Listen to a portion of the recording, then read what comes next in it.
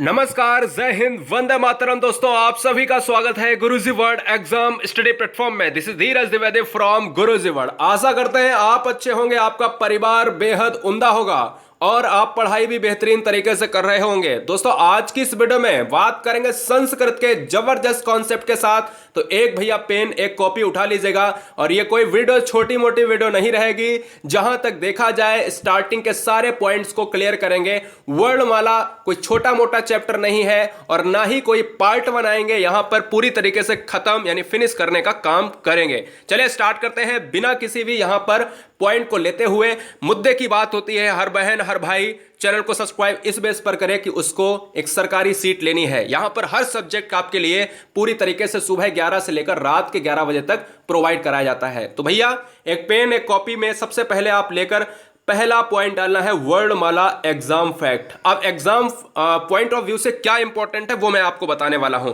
देखिएगा, हम सभी जानते हैं छोटे छोटे पॉइंट, लेकिन हमने कभी भी बहुत सारी चीजें आती हैं कि हम वर्णमाला के, अगर हम हिंदी वर्णमाला में देखें तो संस्कृत वर्णमाला में बहुत सारे डिफरेंसेस होते हैं, ठीक है ना। कहीं कहीं या तो वर्णों में भी हो जाते हैं और स्वर व्यंजन में तो बहुत बड़ा डिफरेंस है कि स्वर हिंदी में अलग है लेकिन संस्कृत में अलग है, वर्ण अलग है लेकिन संस्कृत में अलग है, ठीक है ना।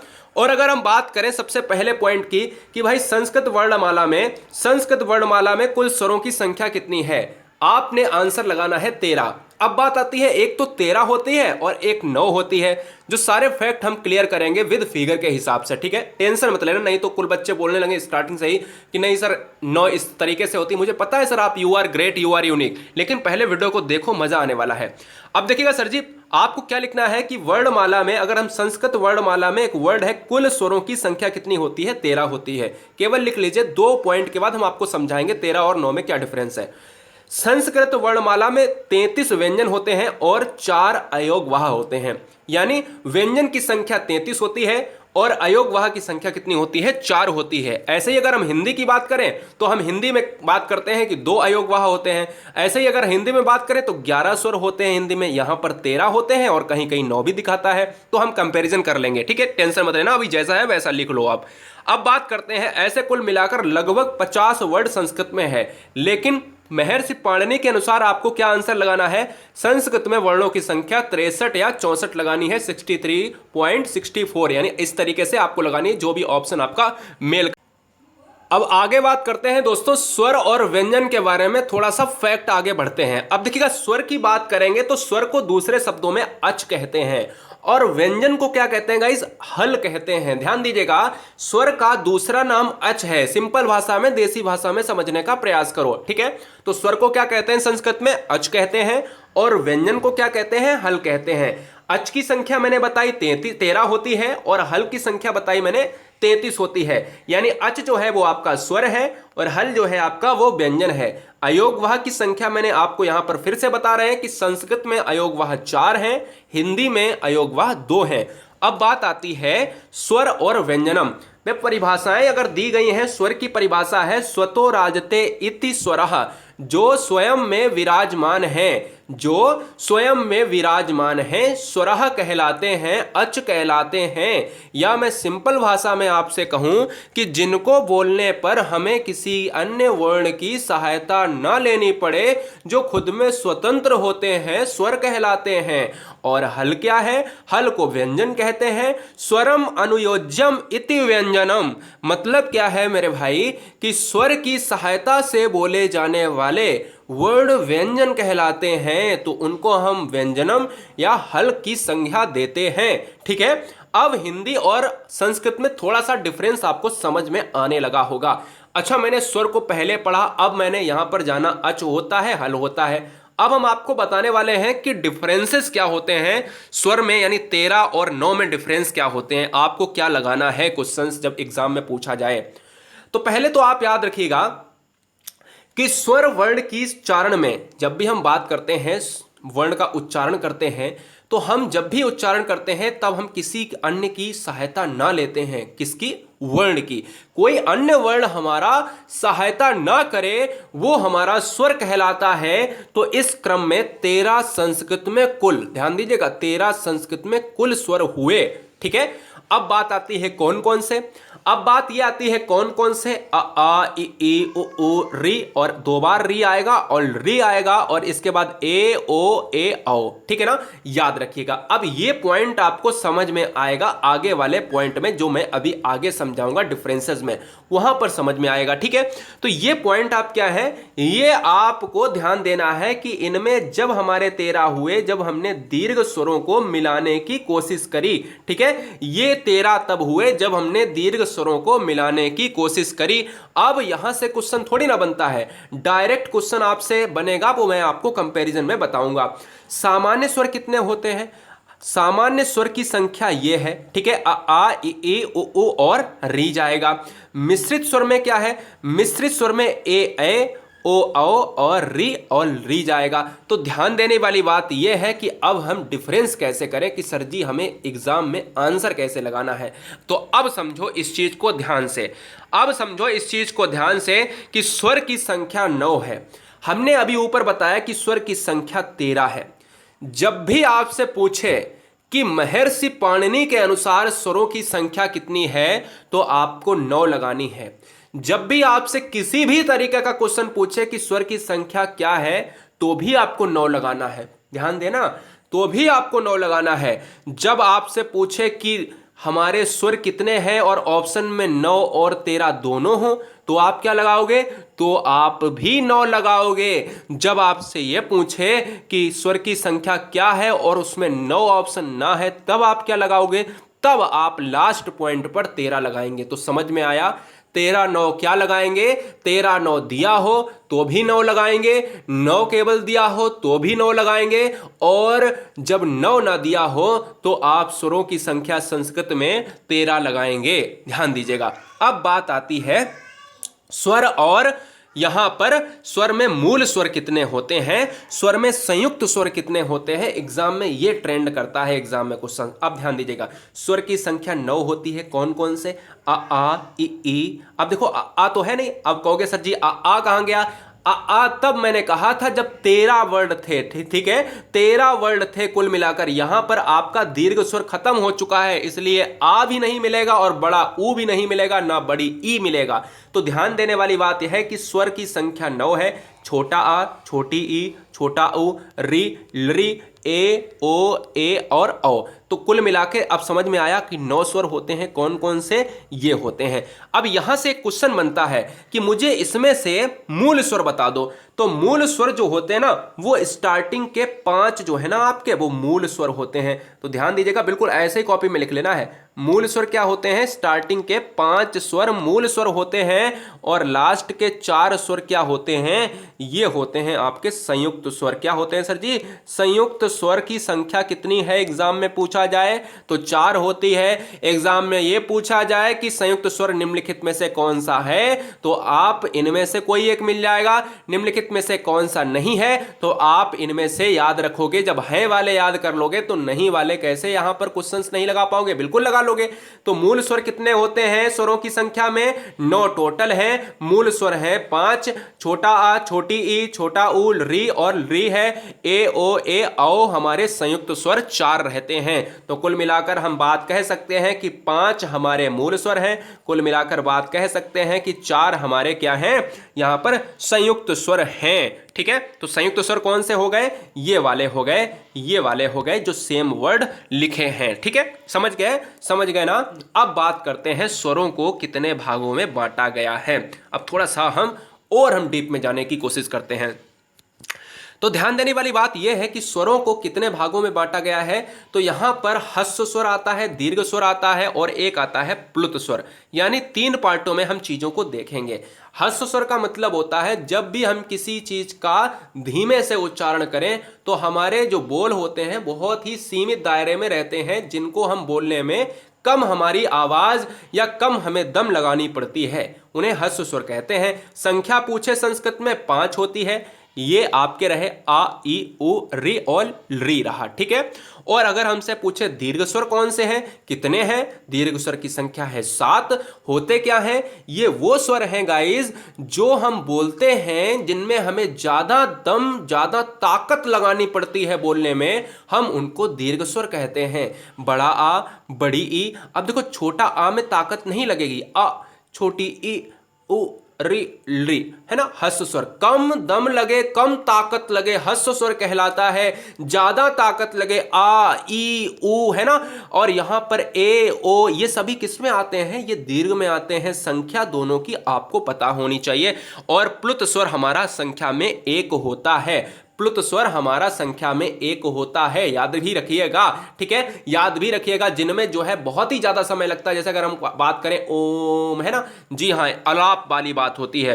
अब बात आती है यहां पर सम्रत और विव्रत। मुख के आधार पर जो आपकी बात करते हो, यानी मुख के आधार पर कैसे स्वरों को विभाजित किया गया है, तो ध्यान देने वाली बात यह है कि भैया सम्रत स्वर क्या होता है। सम्रत स्वर के उच्चारण में मुख द्वार सकरा होता है। ध्यान देने वाली बात यह है कि सकरा, जिनको पूरा खुले ही ना मुंह, बहुत ही ध्यान से सुनना है। क्वेश्चन में यह पूछा जाता है हमेशा, एग्जाम्पल के तौर पे कहता है निम्नलिखित में से कौन सा सम्रत स्वर है। सम्रत स्वर का मतलब होता है जहां पर मुंह का द्वार खुले ही ना, बहुत सकरा रहे। आप देखो, बोल के देखो, ओ, ई, इसमें मुंह खोलने की जरूरत ही नहीं, आप खुद से बोल के देखो। तो सम्रत स्वर का मतलब है उच्चारण ऐसा जिनमें मुख का द्वार सकरा रहता है, पतला रहता है, छोटा रहता है, आधे से भी बहुत कम रहता है। आधा भी नहीं कह सकते, याद रखिएगा, ठीक है। तो ए, ओ होते हैं, और ये कितने संख्या में होते हैं, 4 होते हैं, ठीक है। इसके अलावा बात आती है अर्ध सम्रत। अभी हमने सम्रत देखा, अब हम देखते हैं अर्ध सम्रत स्वर क्या होते हैं। अर्ध सम्रत स्वर दोस्तों वो होते हैं जिनका मुख द्वार कम सकरा होता है। मतलब कम सकरा का मतलब होता है कि संख्या में ये 2 होते हैं। यहां पर कह रहा है सकरा और ये कह रहा है कम सकरा होता है। जैसे ए, ओ थोड़ा सा बड़ा हो जाता है ना, तो थोड़ा सा ये बड़ा हो जाता है, ठीक है, ए और ओ। बहुत अच्छे। अब बात करेंगे विव्रत। जी हाँ, ये बहुत एग्जाम में पूछा जाता है। अब देखिएगा, विव्रत में आपकी संख्या होती है 2। विव्रत का मतलब होता है पूरा खुला। व्रत ऐसे याद कर लो, व्रत मतलब जो है पूरा खुला, विव्रत, है ना। और सम्रत का मतलब होता है सिला हुआ। आप सम्रत को कैसे याद रख सकते हो, सम्रत का मतलब होता है सिला हुआ, तो सिलाई हुआ तरीके से आप देखो। अगर सुई कोई चुभो देगा आपको, तो आप क्या करोगे, ई करोगे, है ना। तो याद रखिएगा, सम्रत मतलब सुई होता है, और जिसमें आपको चुभो देगा तो आप क्या करोगे, सुई से उस चीज को सिल दोगे, है ना, सुई से उस चीज को सिल दोगे। तो इस तरीके से आप याद रख सकते हो। अब दूसरी बात आती है विव्रत क्या होता है। विव्रत मींस होता है पूरा खुला हुआ। तो ये संख्या में 2 होते हैं, आपके जो सामने स्क्रीन पर दिख रहे हैं, ठीक है। अब हम चलते हैं अर्ध विव्रत की बात करते हैं। क्या सर जी, अर्ध विव्रत की बात करते हैं। अर्ध मींस आधा और विव्रत मींस होता है अध खुला हुआ। अब देखो, अर्ध विव्रत का मतलब होता है कि अर्ध विव्रत में स्वर का उच्चारण जो है मुख द्वार अधखुला होता है। ये संख्या में 4 होते हैं। अब संख्या में जो 4 होते हैं यहां पर आपके सामने प्रेषित हैं। ये सब आप अच्छी तरीके से नोट डाउन कर लेना। तो मेरे दिमाग में ये आया कि स्वर की संख्या आप कितनी लगाओगे। स्वर की संख्या आप 13 लगाओगे या 9 लगाओगे। तो स्वर की संख्या फर्स्ट प्रायोरिटी दोगे, आप 9 दोगे, ठीक है। महर्षि पाणिनि के अनुसार की बात करो तो भी आप 9 दोगे, वैसे बात करो तो भी आप 9 दोगे। लेकिन जब 9 ना ऑप्शन में हो तो आप क्या करोगे सर जी, 13 आप राइट करोगे, ठीक है। चैनल को सब्सक्राइब कर लेना गाइस। अब हम बात करेंगे व्यंजनों का विभाजन, क्लासिफिकेशन ऑफ कॉन्सोनेंट्स की बात करेंगे, ध्यान दीजिएगा। अब देखो, व्यंजनों का विभाजन किस तरीके से होता है संस्कृत में, तो हमारा बिल्कुल सेम टू सेम हिंदी वाला पैटर्न फॉलो होगा संस्कृत में। ध्यान दीजिएगा। अब व्यंजन किसे कहते हैं, हमने आपसे कहा व्यंजन किसे कहते हैं, तो आपने ये कहा कि स्वरों की सहायता से जो बोले जाते हैं वो व्यंजन कहलाते हैं। अब व्यंजन में क्या क्या वर्ड आते हैं, जैसे कंठ से आने वाले वर्ड कंठव्य कहलाते हैं। जैसे अगर हम का बोलेंगे, खा बोलेंगे, गा बोलेंगे, घा बोलेंगे, तो ये हमारा कौन सा वर्ग है, ये कंठ वर्ग है, ठीक है ना। तो कंठ वर्ग वाले जो है वो कंठव्य कहलाते हैं। संस्कृत में कंठ से आने वाले वर्ड कंठव्य कहलाते हैं। और आप कह सकते हो कि उदाहरण के लिए ये हम वर्ड ले सकते हैं, ठीक है। इसके अलावा अगर हम बात करें तालु से बोले वाले, जो है बोलने वाले क्या कहलाते हैं, तो तालु से बोलने वाले हमारे तालव्य कहलाते हैं। ध्यान देना, तालु से बोलने वाले हमारे तालव्य कहलाते हैं। अच्छा, अब दिमाग में ये आया कि तालु से बोलने वाले अगर तालव्य कहलाते हैं तो तालव्य वाले व्यंजन कौन से हो सकते हैं, ये भी तो दिमाग में आ रहा होगा। तो भैया बोल के देखिएगा। तो आपसे कहेंगे कि चा आ जाएगा, उदाहरण के लिए छा आ जाएगा, जा आ जाएगा, झा आ जाएगा। ठीक है, तो ये पॉइंट आपको अच्छी तरीके से याद रखने हैं। ठीक है, अब इसके अलावा अगर हम बात करेंगे तीसरा मूर्धा से, तो मूर्धा से का बात है, मूर्धा का मतलब होता है, देखो हमारे जब भी उच्चारण स्थान की बात करें तो गर्दन से स्टार्ट होते हैं। क्या सर जी, गर्दन से स्टार्ट होते हैं। तो गर्दन से कंठ स्टार्ट होता है, फिर हम तालु की बात करते हैं, तो फिर हम मूर्धा की बात करते हैं। तो मूर्धा में क्या होता है, कंठ के थोड़े ऊपर का स्थान, कंठ के थोड़े ऊपर का स्थान जो होता है। ऐसे ही हमारे दांत तक चले आते हैं, ओंठ तक चले आते हैं बोलने वाले, है ना। 5 वर्णों की बात करते हैं, 5 वर्ग की बात करते हैं, का वर्ग, है ना जी हाँ, चा वर्ग की बात करते हैं, टा वर्ग की बात करते हैं, ता वर्ग की बात करते हैं, लास्ट में पा वर्ग की बात करते हैं। तो यहाँ पर कंठ वाले जो वर्ण होते हैं, तो कंठ वाले कंठ में काका चले जाते हैं, और तालव्य वाले चा वाले चले जाते हैं, और कंठ से ऊपर वाले स्थान के मूर्धा में चले जाते हैं, तो वो है टा वर्ग वाले। तो टा, ठा, डा, ढा, ड़ा के साथ चले जाते हैं। तो मैं ये कहता हूं कि ये मूर्धा वाले वर्ड होते हैं। इसके अलावा अगर हम बात करेंगे कि दांत की मदद से बोले जाने वाले वर्ड क्या कहलाते हैं, तो वो दंतव्य कहलाते हैं, जो संस्कृत में बार बार एग्जाम में पूछा जाता है कि दांत वाले वर्ड कौन कहलाते हैं, वो भैया संस्कृत में दंतव्य कहलाते हैं। ठीक है, अच्छा वो वर्ग कौन सा होता है दांत वाले, तो दांत वाले दंतव्य वर्ग में कौन कौन से आ जाते हैं, ता वर्ग आ जाता है। ये सभी वर्ड आप बोल के अगर देखोगे कि अगर आप कहोगे ता, था, दा, अगर दवात बोलोगे तो बिना दांत में लगे हुए चीज नहीं बोल सकते, बिना दांत का उपयोग करके बोल सकते हो, नहीं बोल सकते हो। ठीक है, याद रखिएगा। तो यहां पर दवात अगर बोलना है, अगर मुझे बोलना है कि धनी बोलना है, धनी, तो धनी अगर जीभ आपकी जो है दांत में नहीं टच होगी तो आप कभी भी धनी बोल पाओगे, नहीं बोल पाओगे। ठीक है, तो दांत की मदद से बोले जाने वाले वर्ड आपको दंतव्य व्यंजन कहलाते हैं। ठीक है, और हमारा लास्ट बचता है कि 5वां है कि ओष्ठ। तो ओष्ठ वर्ग में क्या होता है कि आपसे क्वेश्चन ये पूछा जाता है कि ओंठों से बोले जाने वाले वर्ड क्या कहलाते हैं, तो ओष्ठव्य। संस्कृत में क्या होता है, ओष्ठव्य कहे जाते हैं। ठीक है, तो संस्कृत में क्या होता है, ओष्ठव्य कहे जाते हैं। अच्छी तरीके से याद रखिएगा। जैसे ओष्ठव्य का मतलब है कि अगर हम मुझे बोलना है कि पापा, तो पापा का मतलब है कि आप ओंठ के बिना पापा नहीं बोल सकते, आप बाबा को ओंठ के बिना नहीं बोल सकते। ठीक है, आप फूफा को ओंठ के बिना नहीं बोल सकते हो। तो ये पा वर्ग वाले सदस्य सभी जो हैं वो ओंठ वाले सदस्य ओष्ठव्य कहलाते हैं संस्कृत में। तो एक बार और से हम देखते हैं कि भाई क्या हम रिवीजन कर लेते हैं एक बार सही तरीके से। तो कंठव्य वाले का वर्ग में इतने आपके आते हैं। ठीक है, कुछ वर्ड हमने छोड़ दिए थे लास्ट वाला, नहीं तो आप बच्चे को कि सर 5वां वर्ड आपने नहीं लिया। मैं तो उदाहरण के तौर पर आपको बता रहा था, इसलिए मैंने दोबारा में सारी चीजें ली हैं। तो कंठव्य वाले आपके 5 वर्ड ये हो गए। ठीक है, आपने अगर लिख लिया हो तो लास्ट वाले वर्ड आप उनमें ऐड कर लें। ठीक है जी हाँ, आप सभी को पता है जब भी स्पर्श के आधार पर हम चीजों को देखते हैं तो 5 वर्ग होते हैं। तो 5 वर्ग में हर सदस्य में अगर देखा जाए 5-5 होते हैं तो 25 हो जाते हैं। का से लेकर हम मां तक की बात करते हैं ना, का से लेकर हम मां तक की बात करते हैं। कहां तक, का से लेकर हम मां तक की बात किया करते हैं। तो हम ये देखते हैं कि का से लेकर क्वेश्चन भी आया है कि का से लेकर मां तक कितने वर्ड होते हैं। तो आप स्पर्श व्यंजन के अनुसार देखेंगे तो 25 होते हैं, ये भी याद रखिएगा, है ना। तो बहुत अच्छी तरीके से कंठ में क्या होते हैं, का वर्ग वाले कंठ से बोले जाते हैं, चा वर्ग वाले तालु से बोले जाने वाले तालव्य कहलाते हैं, टा वर्ग वाले मूर्धा से बोले जाने मूर्धन्य कहलाते हैं, जो गले के ऊपर से बोले जाते हैं। ता वर्ग वाले यानी अगर हम कहें कि दांत से बोले जाने वाले को क्या कहलाते हैं, दंतव्य कहलाते हैं। हर वर्ड में 5-5 सदस्य आपको मिलेंगे हर वर्ग में। ठीक है, अब लास्ट हमारा होता है ओंठ। ओंठ से बोले जाने वाले पा वर्ग वाले ओष्ठव्य संस्कृत में कहलाते हैं। यह भी याद रखिएगा, जो सदस्य 5 संख्या होती है। तो कुल मिलाकर कितने हो गए, 25 हो गए। अब हम चले नेक्स्ट पॉइंट पर, विशिष्ट व्यंजन को और देख लेते हैं भाई। विशिष्ट व्यंजन क्या कह रहा है हमारा, विशिष्ट व्यंजन ये कह रहा है कि या, वा, रा, ला, सा, सा, साहा। मतलब क्या है, विशिष्ट व्यंजन आपसे अगर कहे कि कौन कौन से हैं तो ये सभी विशिष्ट व्यंजन हैं। अगर आपसे कहे इनमें छांटिएगा अंतः स्था कौन सा है, तो अंतः स्था व्यंजन है हमारा या है, रा है, ला है और वाह है। ठीक है, ये आपके अंतःस्था हो गए। और अगर हम आपसे कह दें ऊष्म कौन सा है, तो मैं आपसे कह दूंगा कि ऊष्म आपके कौन से हो जाएंगे, ये वर्ड आपके ऊष्म हो जाएंगे, सा, सा, साहा। तो अंतःस्था की संख्या अगर पूछे 4 है, ऊष्म की संख्या अगर पूछे तो भैया कितनी है, 4 है। ठीक है, अलग अलग तरीके में कैटेगरी में हमने बांट दिया। अब बात करते हैं अयोगवाह संस्कृत में कितने होते हैं।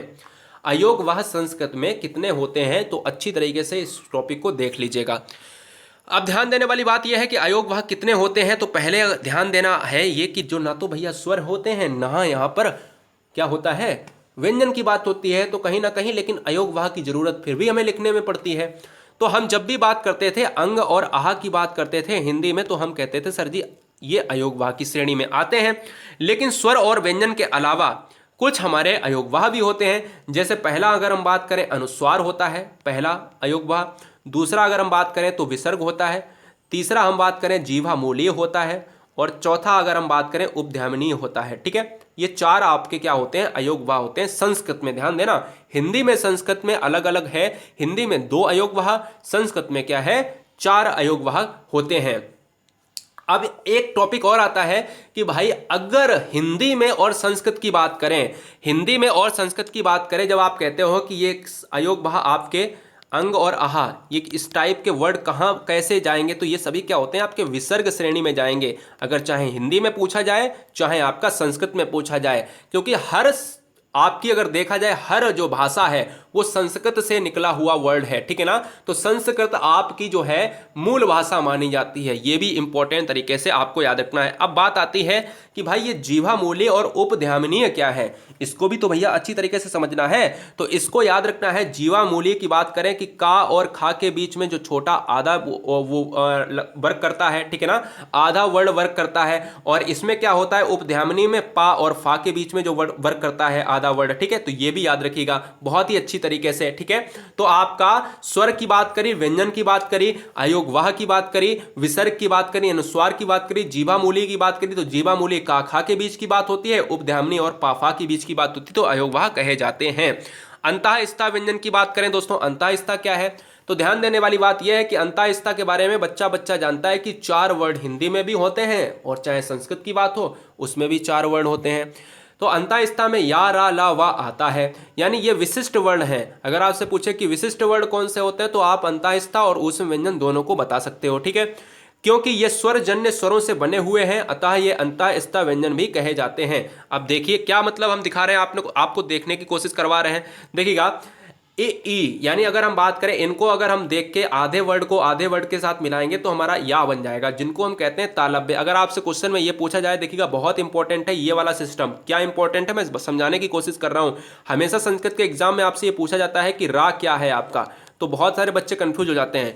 बहुत सारे बच्चे ये कंफ्यूज हो जाते हैं कि आपका या क्या है, तो कंफ्यूज हो जाते हैं। याद रखिएगा या आपका, क्योंकि आप तालु लगाओगे नहीं तो या जो होता है वो एक्चुअल में क्या होता है तालव्य होता है। ठीक है, वाह क्या है, वाह आपका होता है दंत्योष्ठ होता है। तो कहा गया है दंत्य तथा ओष्ठ, तो इसको बराबर में हम कह सकते हैं दंत्योष्ठ होता है वाह वर्ड। ठीक है, वाह वट की बात कर रहे हैं। रा आपका मूर्धन्य होता है, ला आपका दंतव्य होता है, ये भी आप याद रखिएगा। ठीक है, तो ऐसे वर्ड जो बनते हैं आपके किससे बन जाते हैं, ये या का निर्माण हो गया, वा का निर्माण हो गया, रा का निर्माण हो गया और दंतव्य ला का निर्माण हो गया। तो आज अंतःस्था की पूरी थ्योरी आपको बता दी। आपको अभी तक या रा ला वा केवल यही पता था कि अंतःस्था होते हैं, लेकिन या आपका तालव्य है, दंत्योष्ठ आपका रा है, वो बा है आपका, और रा आपका मूर्धन्य है, और आपका दंतव्य क्या है ला है। ठीक है, ये पॉइंट आपको अच्छी तरीके से आने चाहिए। इसके अलावा अगर हम बात करते हैं ऊष्म व्यंजन की, ऊष्म व्यंजन की बात करें तो सही तरीके से इसको भी भाई खत्म कर लेते हैं लास्ट पॉइंट पर, कि इनके अलावा सा सा, मतलब अंतःस्था के अलावा सा सा सा और हा की भी बात होती है। उच्चारणों में बहुधा अशुद्धि पाई जाती है। इनके उच्चारण स्थान अगर ध्यान ना दें, अगर ध्यान ना दें तो भैया गलत हो जा सकते हैं, और अगर ध्यान दें तो भाई सही हो सकता है उच्चारण स्थान। सिंपल सी बात कह रहा है। अब कैसे, अब ध्यान देने वाली बात यह है कि इनको हम किस तरीके में रखेंगे, तालु में रखेंगे, मूर्धन्य में रखेंगे, दंतव्य में रखेंगे या फिर कंठे में रखेंगे। तो याद रखना है सा वर्ड जो हमारा रहेगा वो तालव्य में रहेगा, और ये खटकोण वाला किस में रहेगा, ये मूर्धा में रहेगा। ये सा वाला जो आपका सीटी वाला है, ये सीटी वाला सा है ना, ये सीटी वाला ऐसे तो सीटी लिखा जाता है, ऐसा तो सीटी हमने कहीं देखा नहीं है, तो ये सीटी वाला है ना, जी हाँ। तो ये वाला जो ना ये दंतव्य में रहेगा, और ये हा क्या रहेगा, हा बिना कंठ के नहीं बोला जा सकता है। तो क्वेश्चन आपका क्या ट्रेंड करता है एग्जाम में, संस्कृत में हा वर्ड का उच्चारण स्थान क्या है, तो ये आपका रहेगा कंठे रहेगा। ठीक है, संस्कृत में सा का उच्चारण वर्ड क्या है, तो आपका क्या रहेगा, दंत रहेगा। क्या रहेगा, दंत रहेगा। खटकोण वाले का सा का अगर हम बात करें तो कहां पर रहेगा सर जी, मूर्धा रहेगा, और ये वाला सा आपका कहां रहेगा, तालु रहेगा। ठीक है। उच्चारण स्थान को बहुत ही अच्छी तरीके से याद रखना है, संस्कृत में उच्चारण स्थान से क्वेश्चंस बहुत अच्छी तरीके से पूछ लिए जाते हैं एग्जाम में, ठीक है। तो ये चारों प्रकार के क्या होते हैं, ऊष्म व्यंजन होते हैं। तो मैंने क्या सीखा आज इस वीडियो में, मैंने ये सीखा कि स्वर की संख्या जो होती है वो 13 होती है, स्वराह की बात करें तो 13 होती है और 9 भी होती है, लेकिन फर्स्ट प्रायोरिटी हम देंगे 9 को। व्यंजन की संख्या 33 होती है, अयोग वाक्य की संख्या बात करें 4 होती है, ठीक है। उपध्यामिनी और जीवामूलीय जो है ये बढ़ जाते हैं, ठीक है। इसके अलावा अगर हम बात करते हैं दोस्तों, यहाँ पर याराला व अंतःस्था 4 की बात होती है, लेकिन उसके उच्चारण स्थान बहुत इंपॉर्टेंट है। जैसे वा वट का उच्चारण स्थान क्या है, ऐसे ही ऊष्म व्यंजन का उच्चारण स्थान क्या है, ये भी बहुत इंपॉर्टेंट है। तो ये इंपॉर्टेंट तरीके से याद रखिएगा। तो दोस्तों कैसा लगा ये वीडियो, सुपर फास्ट वीडियो में अगर थोड़ा सा भी तेज रहा हो वीडियो तो अपने वीडियो को रोक के आराम से लिख लीजिएगा, कोई जल्दबाजी नहीं है। चैनल पर नए हैं तो ठोको लाइक भैया, और चैनल को सब्सक्राइब करें। जी हाँ, जय हिंद, वंदे मातरम।